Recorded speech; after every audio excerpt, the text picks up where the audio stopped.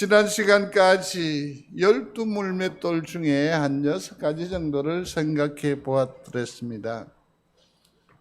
이제 우리는 봄의 열기에 취해 있습니다마는 곧 고난주간이 다가오게 되고 또 주님께서 우리를 위하여 행하신 위대한 일인 십자가의 사건이 구체적으로 전개가 되는 매우 긴급한 한 주간을 남겨두고 있습니다. 그래서 어쩌면 이 사순절과 관련해서 우리의 무기를 다시 한 번 더 새롭게 정립해 보도록 하겠습니다. 먼저 우리 함께 하신 본문에 그러니까 17장 가운데에 4절을 한번 주목해 보시면 좋겠습니다. 4절을 찾으셔서 다 같이 함께 읽어 보겠습니다. 아버지께서 내게 하라고 주신 일을 내가 이루어 아버지를 이 세상에서 영화롭게 하였사오니 아멘. 와! 우리가 훗날 하나님 앞에 섰을 때에 주님처럼 이런 고백을 나타낼 수 있다고 한다면 얼마나 좋을까요? 그렇죠? 하나님께서 내게 하라고 주신 일을 내가 다 이루었습니다. 예컨대 이쯤 하면 됐지요 라는 정도가 아니라 지금 이 고백은 주님의 사역 보고이고 고백이고 자기 인생에 대한 선언인데 제가 하나님의 영광을 어떻게 영화롭게 했다라는 거죠. 완성했다라는 것 아니겠습니까? 주님의 기대에 충족했다라는 얘기입니다. 사명을 완수했다라는 거죠. 얼마나 당당합니까? 얼마나 자랑스럽습니까? 참 귀하다라는 생각을 해봅니다. 물론 이 모든 사역은 지금도 진행형에 있고 왜냐하면 십자가를 앞으로 남겨두고 있는 시점이긴 합니다만은 그러나 우리는 주님의 일생을 잘 아시지 않습니까? 그는 기어코 십자가를 외면하지 않으셨습니다. 피하지 않으셨습니다. 도망가지 않았습니다. 다른 방법을 간구하지도 아니했습니다. 전공법으로 나아가지요. 그러면서 최종적으로 선언하시며 그 영혼이 아버지께로 되돌아갔지요. 뭐라고 하던가요? 다 이루었다. 주님은 당신의 그 사명을 다 이루었다라는 거죠. 참 귀하다라는 생각이 듭니다. 언감생심이기도 한데 그럼에도 불구하고 이런 생각을 한번 해보는 거죠. 도대체 어떻게 살아야 주님처럼 내 인생에 대해서 내가 당당할 수 있을까? 내가 하나님 앞에 최소한 어떠한 고백이라도 드릴 수 있을까라는 생각을 한번 해보게 됩니다. 여러분, 주님처럼 살아내실 수 있겠습니까? 저는 그러길 바라요. 이게 왜 전혀 불가능하냐면, 가능하냐면 방법을 달리하면 되거든요. 항상 우리는 이기려고 해요. 항상 우리는 높은 곳에서 일하려고 해요.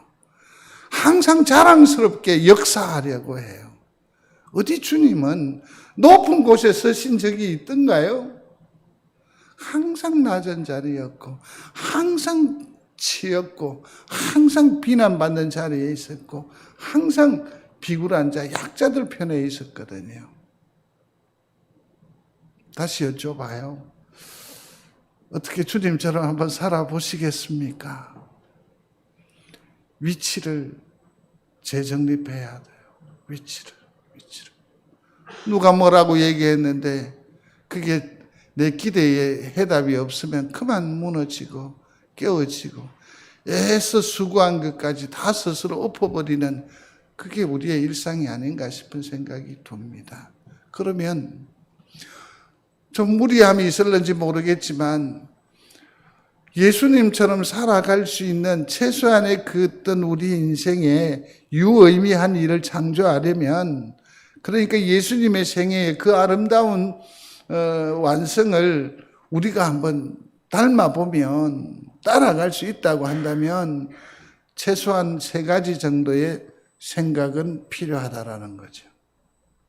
그게 뭘까? 한번 생각해 보겠습니다. 때라는 겁니다. 때. 근데 나의 때가 아니라 여기서 누구의 때? 하나님의 때라는 거죠. 1절 한번 보시겠습니까? 17장 1절. 다 같이 읽겠습니다. 예수께서 이 말씀을 하시고 눈을 들어 하늘을 우러러 이르시되 아버지여 때가 이르렀사오니 아들을 영화롭게 하사 아들로 아버지를 영화롭게 하게 하옵소서. 아멘. 여기 보니까 때가 이르렀사오니 그랬습니다. 이건 하나님의 때이지요. 이 때, 이 시간을 자기의 시간이 아니라 누구의 시간? 하나님의 시간으로 인식하는 거죠. 하나님의 시간으로 인식하는 거죠.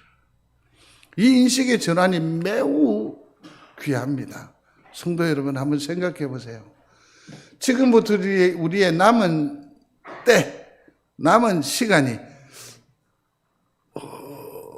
얼마이겠습니까? 한 10년, 한 10년? 말은 저래놓고 10년 뒤에 보면 더 또 얘기할 거라고요.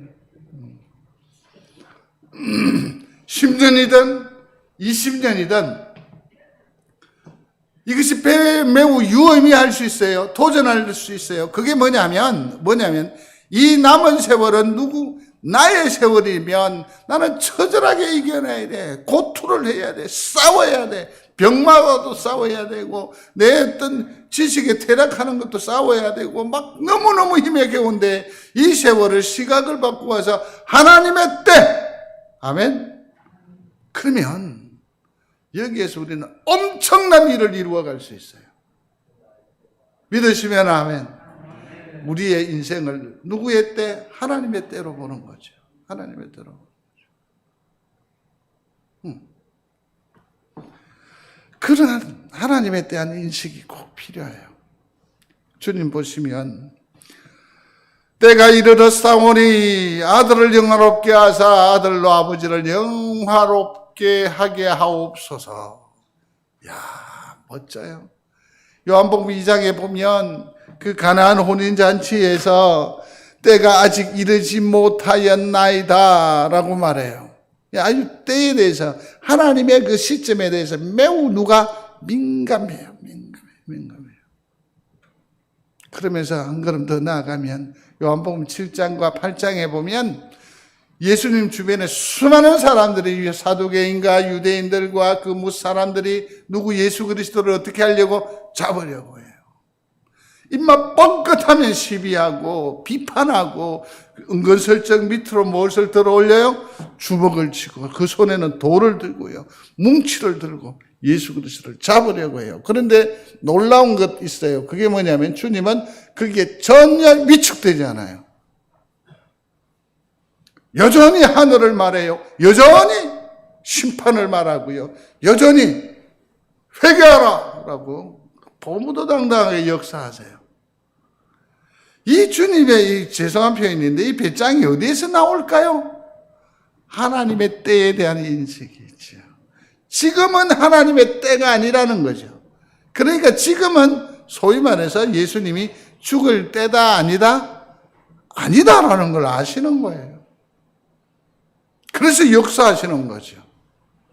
근데 우리가 지금 요한복음을 읽고 있으니까 요한복음 12장으로 넘어가면 인자의 영광을 얻을 때가 되었다라고 주님께서 스스로 말씀하여 계십니다. 이방 사람들이 자꾸 만나자 하고 도전이 오니까 그때 비로소 이제 때가 되었다라고 인식해요. 더 나아가서 요한복음 13장으로 넘어가게 되면 제자들의 발을 씻겨주면서 주님께서 이렇게 말씀하세요. 돌아가실 때가 이른 줄 아시고 이 때에 대해서 분명하게 인식하고 계세요. 하나님의 때. 사랑하는 성도 여러분, 지금 주님이 말하는 이 때는 구원의 완성의 때를 말하는 거죠. 예수 그리스도가 우리에게 구원을 주시는 줄로 믿으시면 아멘. 근데 주님께서 우리를 구원을 주실 때에 무엇으로 주셨죠? 죽으심, 십자가. 그죠? 그러니까 지금 구원의 완성의 때, 예수님께서 말씀하시는 하나님의 때는 뭘 말하는 걸까? 십자가의 때를 말하는 거죠. 한번 소리해 보십시다. 십자가의 때. 십자가의 때라는 것은 뭘 말하는 걸까요? 죽음의 때라는 거죠. 죽음의 때. 하나님의 때에 대한 인식이 있었기 때문에 어떻게 주님께서 그렇게 보무도당당하게 전혀 떨림도 없이 어떻게 해요? 십자가로 나아가실 수 있었을까? 우리가 참 의구심이 있었는데 이제서 알게 되는 거죠. 하나님의 때를 정확하게 알고 있으니까 그것을 이제 감당해 가는 거죠.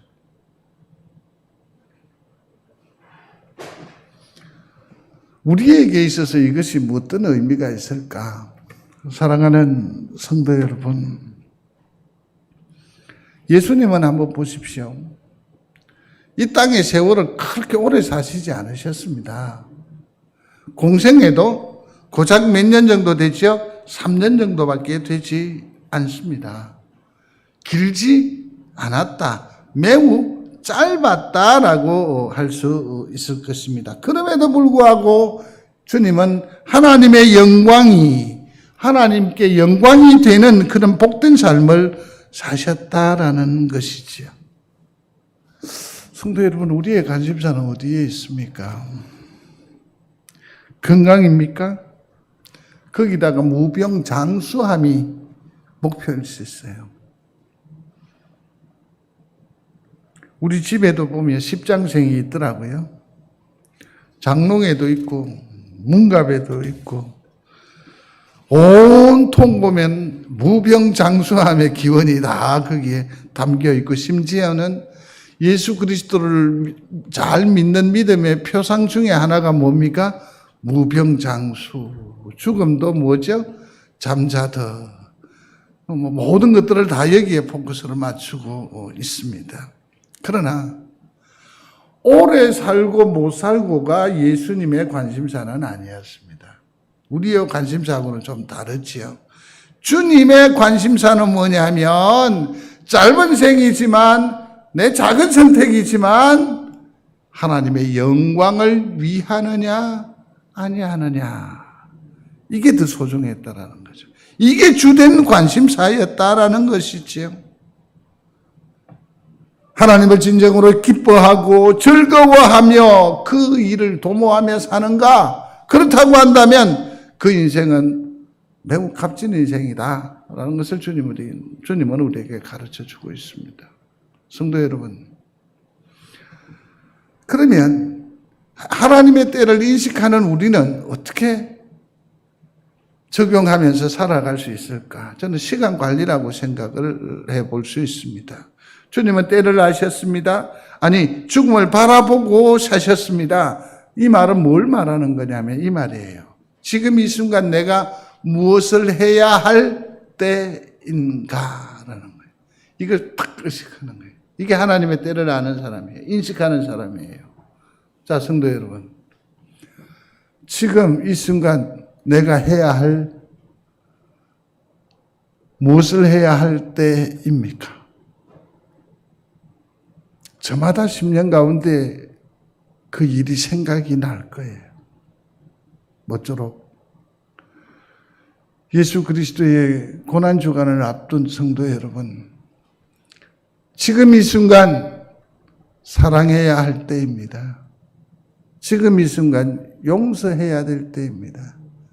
지금 이 순간 더욱 힘내어야 할 때입니다. 지금 이 순간 기도해야 할 때입니다. 지금 이 순간은 모든 실험을 다 내려놓고 여호와 하나님을 찬양해야 할 때입니다. 이 때를 인식하는 여러분들이 되시기를 바랍니다. 그래서 매우 힘들고 어려운 이 시절 중에도 이 때를 인식한 지혜로운 성도답게 찬송하며 봄보다 당당하게 이 세상에게 코로나19에게 기죽지 아니하는 우리 믿음의 성도들이 다 되시기를 주의 이름으로 축원합니다. 세 가지 인식. 두 번째는 하나님의 일에 대한 이해입니다. 아버지께서 내게 하라고 주신 일을 내가 이루었다. 그래서 하나님 앞에 그렇게, 아버지 앞에 그렇게 당당할 수 있었던 것 같아요. 이렇게 2절에 보면 답이 나와요. 영생을 주게 하시려고. 예수님의 이 땅 위에서의 그 일의 목적은 뭐냐면 영혼 구원입니다. 소리해 보십시오. 영혼 구원. 예수님이 이 땅에 오신 것은 최종적인 목적은 뭐냐면 누구를 원함입니까? 나를 원하기 때문에 오신 거예요. 이를 믿으시면 아멘. 주님이 나를 원하시기 때문에, 나를 구원하시기 때문에 여기에 오심을 믿는 여러분들이 되시기를 바랍니다. 그게 종국적으로 뭐라고 하는 겁니까? 나를 구원하시기 위해서 오신 거죠. 나를 구원하시기. 사랑하는 성도 여러분, 우리는 예수님을 너무 이렇게 피상적으로, 추상적으로 그려보는 것 같아요. 주님이 세상을 사랑하신다라고. 그러면서 뭉뚱그리되 여러분들이 말하는 세상은 내가 세상에 발 딛고 있으면서도 지금 예수님과 관련한 그 사랑, 그 대상, 그 세상은 어디입니까? 이쯤의 세상을 말하는 거 맞죠? 그러니까 예수님이 쉽게 내게 감동이 안 되고 주님 하시는 그 말씀이 내 심장 폐부에 턱 오지도 않고 주님의 말씀이 내 삶의 자력에 구체적으로 적용이 안 되는 거예요. 주님 십자가에 못 박혀 돌아가셨다라고 하면서도 뭐냐면 그를 위한 것이 나를 위한 거라고 생각하지 않아요. 주님께서 십자가 이 땅에 내려오셨습니다. 성육신 하셨습니다. 누구를 위하여? 구원하려고 세상을. 그리고 수많은 구원 가운데 그 틈머리에 아니요. 여러분 생각을 달리 하셔야 돼요. 주님이 하나님이 자리에서 사람의 자리로 내려오심을 믿으시면 아멘. 십자가에서 보혈을 흘리심으로 우리를 구원하심을 믿으시면 아멘. 그게 아니라는 거죠. 뭔지 아세요? 내려오신 이유가 누구 때문에? 나를 건져 올리려고 주님께서 수렁 가운데로 내려오신 거라니까요. 내 죄가가 너무 엄청나기 때문에 주님께서 나의 죄가를 대신하기 위해서 십자가에 못 박혀 돌아가심을 믿으시기를 바랍니다. 그 구원을 위해서 오셨어요. 그러면서 뭐라고? 영생을 주려고 했는데 영생의 가치를 우리가 너무 모르는 것 같아요. 영생이라고 하면 뭐냐면 쉽게 얘기해서 이런 거겠죠. 영원히 죽지 아니한다, 오래 산다, 뭐 이런 얘기도 우리가 이해할 거예요. 그러나 실질적으로 이 영생이라고 하는 것은 이 생명, 누구의 생명? 하나님의 생명이 누구에게 주어진다? 우리에게 주어지는 거죠. 그리스도 안에서 주어진 그 생명이 영생이라는 거예요. 이거는 보통 가치가 아니에요. 보통 가치.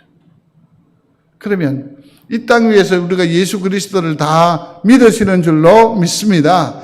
그러면 우리는 이미 영생을 소유한 백성인 줄로 믿습니다. 그렇다고 한다면 영생을 지금 받은 사람은, 영생의 삶을 사는 사람은 그 삶의 자리에서 어떤 모습으로 나타나느냐 하면 날마다, 일마다, 때마다 누구를 경험해? 하나님을 경험하는 생활.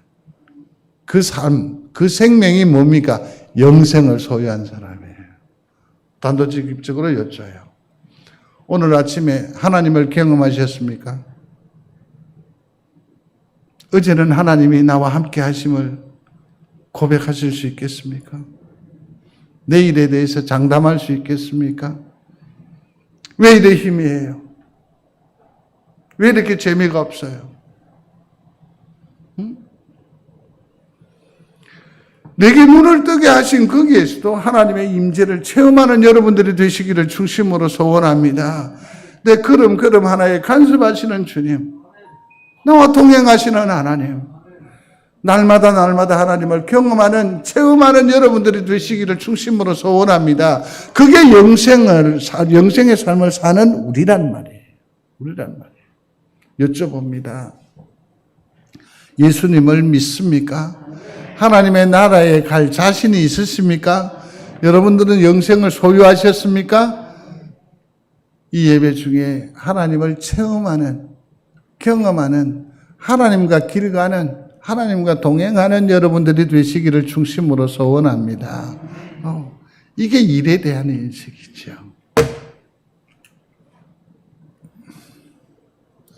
프리지가 안 되죠?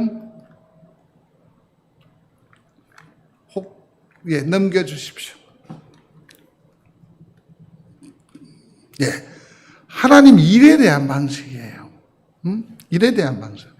예수님은 때뿐만 아니라 예수님은 하나님의 일의 방식에 대해서도 아주 인식을 하셨어요.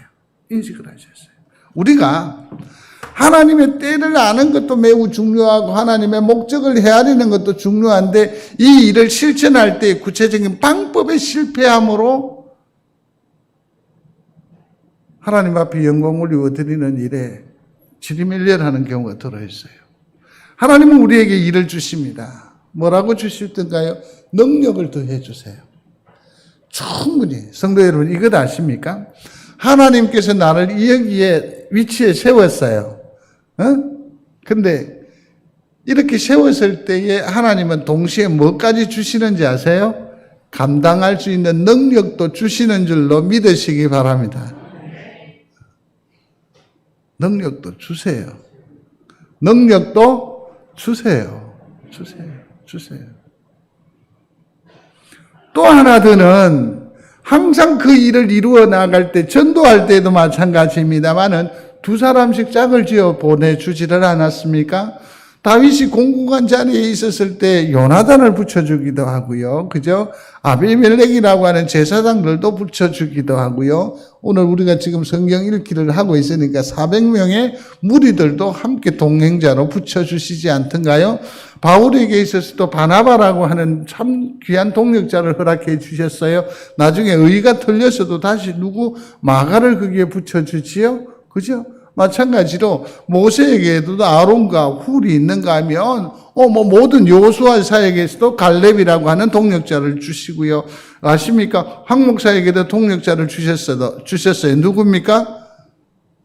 자기라고 하라니까 다시. 황 목사의 동력자는 누구입니까? 감사합니다.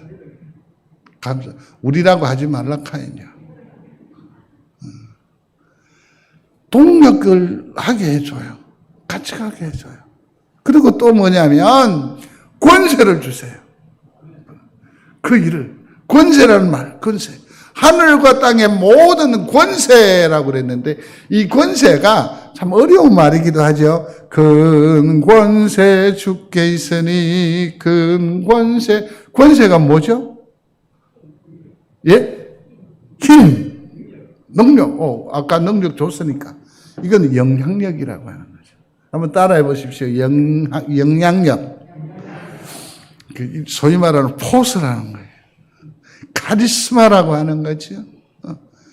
다른 사람은 모르겠는데 그 한 사람이, 주의 한 사람이 얘기를 하면 그것이 주변에 뭡니까?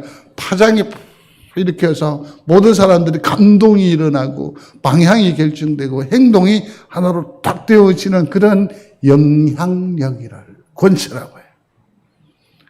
하나님 우리에게 허락해 주시는 줄로 믿습니다. 또 방향도 딱 설정해 줘요. 하나님의 일에 있어서 하나님께서 우리에게 맡기실 때 능력을 줍니다. 동력자를 줍니다. 영향력을 더하여 줍니다. 그리고 방향도 딱 제시해 주세요. 이 방향 목적이 뭔지 아십니까? 소리하십시오. 하나님께 영광. 이 방향을 딱 줘요. 그래서 이 길을 절대로 흔들리지 않게 하고 우리로 하여금 가게 하고 이르게 하고 미치게 한단 말이에요. 믿는 여러분들이 되시기를 바랍니다. 그래서 모든 영광을 하나님께. 예수님 보십시오. 단 한 번도 자기가 영광을 차지하지 않아요. 자기가 어떤 영광의 자리, 영광을 도모할 때 그러면서도 꼭 세심하게 말씀하시지요. 뭐라고 합니까? 아버지께서 내게 주신 영광, 아버지께서 나를 영화롭게 하셨기에 저들을 영화롭게 하고 하나님을 영화롭게 한다라고 말해요. 결국 이 모든 능력과 동력과 영향력과 방향이 분명히 하나님 앞에 영광을 올려드리는 그 일에, 하나님의 일에 결정적인 것은 뭐라고요? 십자가예요. 큰일입니까? 하나님의 때에 내가 이걸 쥐고 섰습니까? 어떻게 일을 감당하느냐? 십자가로 감당하는 거예요. 하나님의 사명이요, 하나님의 일이라고 하면서도 그 일을 이루는 그 과정에 뭐라고 합니까? 힘으로, 권력으로, 자기 잘남으로 뽐내니까 그 일이 얼그러져 버리잖아요. 이 사명을 부여잡기 위해서 얼마나 많은 세월을 견뎌왔는데요.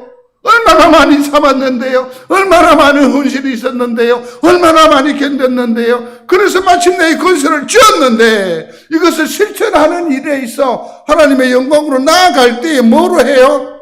힘으로, 권력으로, 자기의 경험으로, 자기의 업적으로 안 돼요. 주의 일은 뭐로 하는 거라고요? 십자가로 하는 거예요. 이 하나님의 일에 대한 분명한 인식이 누가 있었습니까? 예수님에게 있었다라는 거죠. 그래서 타협하지 않았습니다. 더 비굴하지 않았습니다. 그러므로 무엇을 지어요? 십자가를 묵묵히 지는 거죠. 묵묵히 감당하는 세 가지 인식이었어요. 그게 무엇입니까? 하나님의 때. 그죠? 하나님의 때가 있어야 되고, 하나님의 일에 대한 개념을 분명한 인식이 있어야 되고, 또 하나는 하나님의 일의 방식이라는 거죠. 방식이라는 거죠. 그 다음에 또 하나 넘어가 보겠습니다. 여기에는 보면, 그럼에도 불구하고 우리에게는 일정한 특권이 있고 책임이 있습니다. 6절을 한번 다 같이 읽겠습니다. 6절. 찾으셨으면 다 같이 함께 봉독하겠습니다. 세상 중에서 내게 주신 사람들에게 내가 아버지의 이름을 나타내었나니 그들은 아버지의 것이었는데 내게 주셨으며 그들은 아버지의 말씀을 지켰나이다. 아멘. 사랑하는 성도 여러분, 주님이 우리 사랑하시는 거 맞아요? 믿으시면 아멘. 주님은 기도하면서 예수님에게 우리를 어떻게 소개하는지 6절에서 다른 데도 많지만 6절 하나만 딱 보세요. 이 세상 중에서 내게 주신 사람들에게 내가 아버지의 이름을 나타내었는데 그들은 아버지의 것이었는데 내게 주셨으며 그들은 아버지의 말씀을 뭐 했다? 지켰다. 그들은 참 주님의 말씀을 지켰어요. 잘 들었어요? 안 들었어요? 그럼에도 불구하고 아버지 참 착하지요. 아버지 참 잘 살았지요. 그들은 말씀을 참 잘 지켰습니다. 이쁘지 않아요? 그렇게 소개하는 거죠. 그렇게. 이건 주님이 우리를 사랑하심이 아니고 뭐라고 할 수 있을까요? 다시 여쭙습니다. 주님이 나를 사랑하심을 믿습니까? 이렇게 사랑하시네, 이렇게 사랑하시네. 근데 이들에게 당신의 이름을 나타내었다라고 했습니다. 당신의 이름을 계시했다라는 건데, 이건 뭘 의미하느냐 하면, 하나님의 이름을 이렇게 딱 계시했으니까, 이건 어떤 정보로, 하나님은 어떤 분이시다, 어떤 분이시다라는 그것을 이렇게 안다라는 것이 아니고, 깨달았다라는 것이 아니고, 이건 뭐냐면, 하나님을 뭐 하는 것으로 체험적으로 알았다라는 거죠. 체험적으로 알았다라는 거죠. 체험적으로. 그러니까 삶을 통해서 하나님을 알았다라는 거죠. 자, 여러분은 지금까지 성경을 읽고 그다음에 목사가 설교를 통해서 들은 그 하나님이 그 마음에 크게 자리하고 있습니까? 아니면 내 삶의 자락에서 함께 하신 그 하나님이, 체험적인 하나님이 나에게 더 크게 자리하고 있습니까? 고민하지 마십시오. 이거는 저 눈치 안 봐도 됩니다. 나와 함께 하시는 하나님, 체험한 하나님, 이게 나를 붙드는 거거든요. 목사의 설교는 뭡니까? 어디까지나 조미료 역할에 불과해요. 그러므로 우리는 어떻게 해야 합니까? 하나님을 알아야 돼요.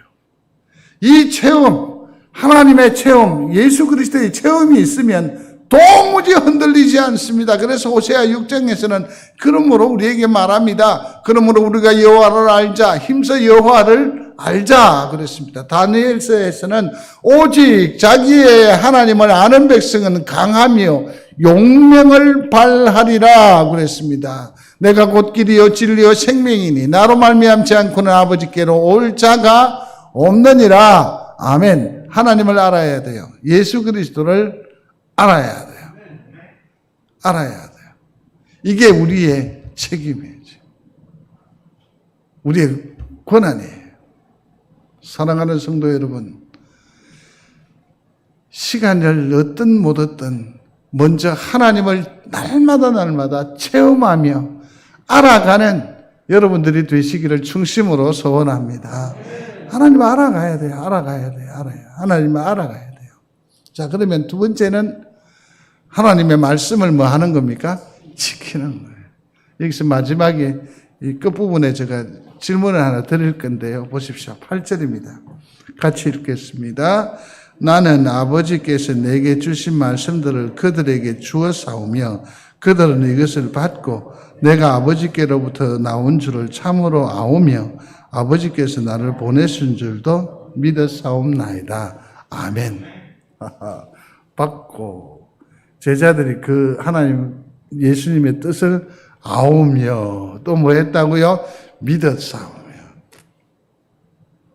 여러분 다 믿으시는 줄로 믿습니다. 아는 줄로 믿습니다. 하나님으로 받은 줄로 믿습니다. 6절로 다시 올라가 보시면 저희는 아버지의 말씀을 뭐 했다? 지키었다라고 했습니다. 말씀을 뭐 해야 돼요? 지켜야 돼요. 자, 여쭐게요. 요즘 성경 읽기 하잖아요. 솔직히 말하십시오. 재미있습니까? 예, 재미있습니까? 근데 이게 따라가기 너무너무 힘들죠. 또 뭐냐면 한번 놓쳐버리면 찜찜해가지고 목사는 넘어가라고 하는데 못 넘어가요. 그래서 포기한 분도 들어 계실 거려? 맞죠? 계실 것 같아요. 아니요, 상관없어요. 그냥 카톡에 놓여지면 그거 또 도전하시고 계속해서 맞춰 나가요. 포기하지 마시기를 바랍니다. 대답이 없어요. 포기하지 마십시오.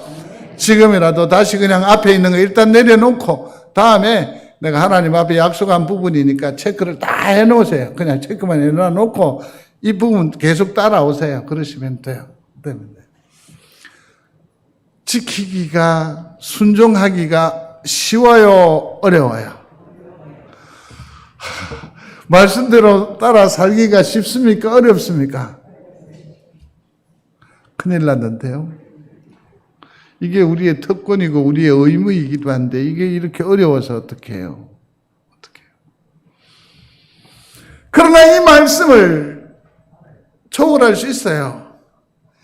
이미 제가 보이는 설교라고 해서 유인물 영상을 계속 보여줬죠? 그러면 답을 한번 해보세요. 더욱 사랑하라. 소리하십시오. 더욱 사랑하라.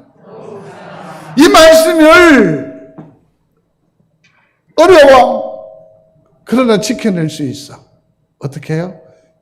예수님을 더 사랑하십시오. 하나님을 더 사랑하십시오.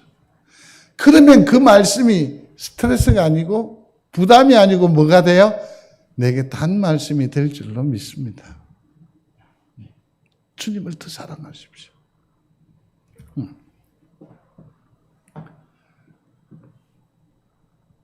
주님께서 마지막에 우리에게 주시고자 하시는 것이 여기에 있습니다.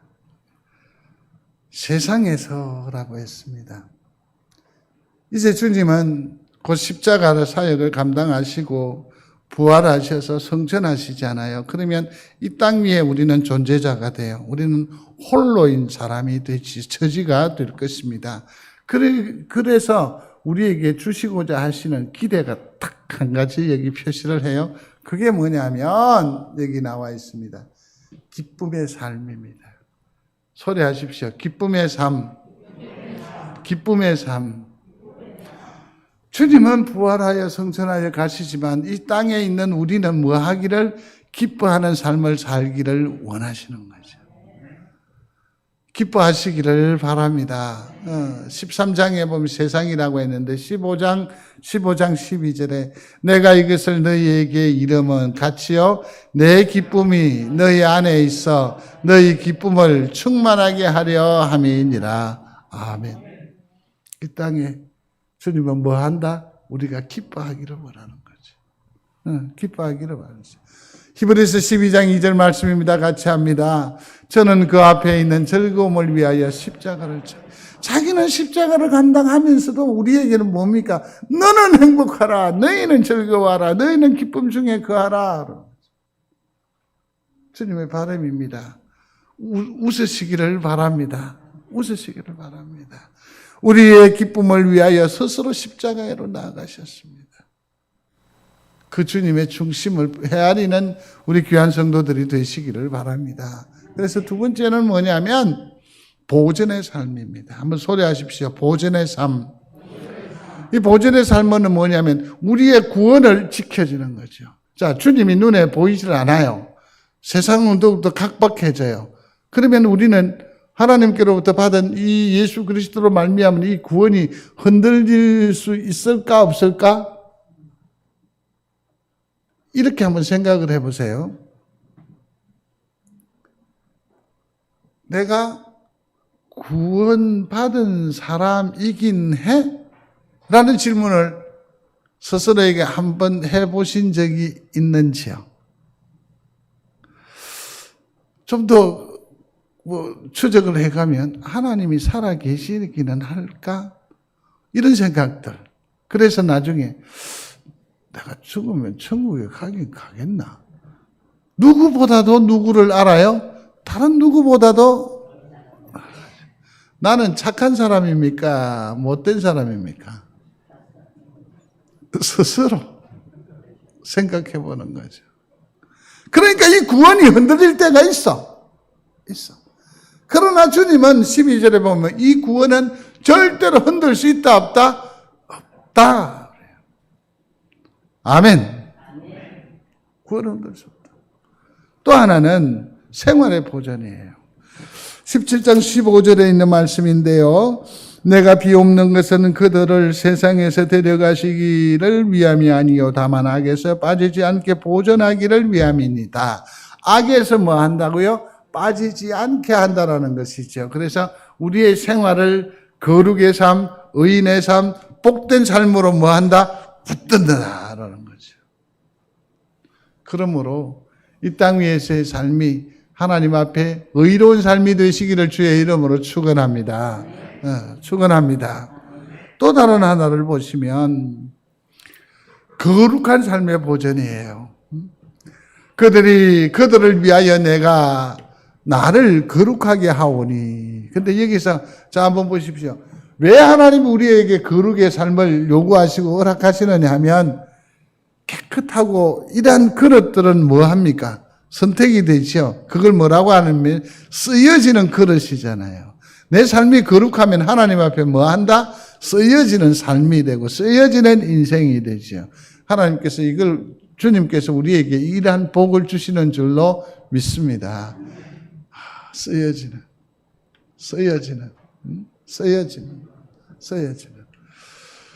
21절을 우리가 함께 한번 본문에 보면 그러므로 마지막으로 당부합니다. 하나됨입니다. 하나됨. 이게 어떤 의미로 봐서 예수님의 당부이기도 하고 우리가 오늘 지려고 하는 7번째 무기일 수 있습니다.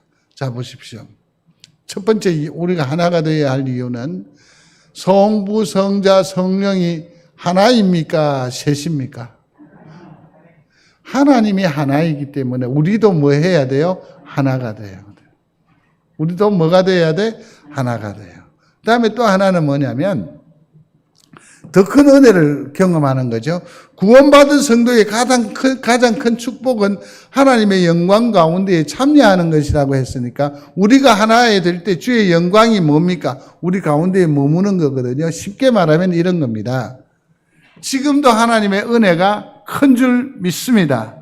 근데 우리가 서로 하나가 되면 거기에 뭐가 와요? 하나님의 은혜, 하나님의 영광, 하나님의 실제적인 임재가 우리 가운데 임하게 돼요. 그러니까 뭡니까? 더 큰 은혜를 뭐 하게 된다? 경험하게 된다라는 거지.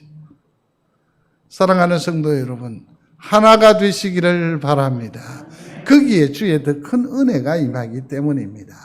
그 다음에 또 하나는 하나님은 사랑이라고 했습니다. 근데 세상 사람들이 믿어요, 안 믿어요? 요즘 잘 안 믿는 것 같아요.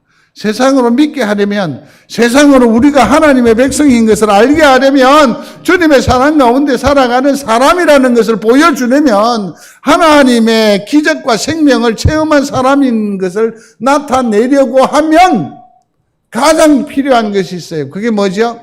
우리의 하나됨이에요. 우리가 하나 되지 않고는 아무리 예수 하나님의 사랑이라고 예수는 진리라고 말하지만 먹혀요, 안 먹혀요? 안 먹힌다는 거예요. 그러므로 사랑하는 성도 여러분, 하나가 되어야 합니다. 하나가 되어야 합니다. 우리가 서로 하나가 되어야 합니다. 서로 사랑하는 우리가 되기를 중심으로 소원합니다. 그리고 아무리 많은 도전이 오고 아무리 많은 시험이 들어와도 우리가 하나가 되어 있으면 능히 이길 수 있는 줄로 믿습니다. 믿는 거예요. 말씀을 맺습니다. 예수님 12제자 가운데에서 좀 더 이렇게 딱 축조를 하면 또 3명이 또 이렇게 나와요. 그죠? 그게 누구냐면 베드로와 요한과 야고보예요. 그러니까 이 3사람은 예수님의 제자 가운데에서 최측근이라고 할 수 있을 거예요. 그죠? 그 다음에 이제 이 3명, 그 다음에 12명, 그 다음에 뭐 70문도, 그죠? 120성도, 그 다음에 3,000, 그 다음에 5,000 이렇게 막 확장이 되거든요. 그러니까 이 3사람은 예수님의 사역에 있어서 매우 중요한 역할자예요. 근데 이 3사람은 사역을 이룰 때에 참으로 협력이 하나가 되었을까요? 그렇지 않았어요. 티격태격했다고요. 높은 자리, 낮은 자리도 생각을 했고요. 자기들 성깔대로 그냥 다 역사했었어요. 마지막 부분에 베드로를 향하여서 예수님께서 뭐라고 말씀하십니까? 얽매인 삶을 얘기를 하니까 곰곰이 듣고 있다 베드로가 예수님 품 안에 있는 요한부, 그럼 저는요? 끝까지 마음이 불편했었어요. 그런데 주님이 십자가 사역을 감당하고 난 뒤에 베드로와 요한과 야고보는 큰 사역에 큰 역할을 감당하는 큰 사람들이 됐어요. 비결이 뭘까? 뭘까요? 비결이 뭘까? 함께 했었어요. 싸워도 뭐 했어요? 함께 붙어 있었어요. 삐져도 함께 있었어요. 절대로 싸움을 해도 뭐 해요? 집을 뛰쳐나가면 됩니까? 안 됩니까? 지는 거예요, 그 사람은. 이들은 뭡니까? 함께 일했습니다. 서로 사랑했습니다. 하나로 정인이 되었었습니다. 사랑하는 성도 여러분, 많은 환난과 시련의 계절에 우리 함께 하게 되기를 중심으로 소원합니다. 때로는 좀 서운하고 또 때로는 좀 밉기도 하고 때로는 소리 지르기도 하고 다투기도 하지요. 그러나 중요한 건 뭐냐면 우리가 함께 해야 한다는 겁니다. 그러면 우리는 강한 자가 됩니다. 이 세월의 주인공이 되어질 줄로 믿습니다. 우리는 하나입니다. 기도하겠습니다.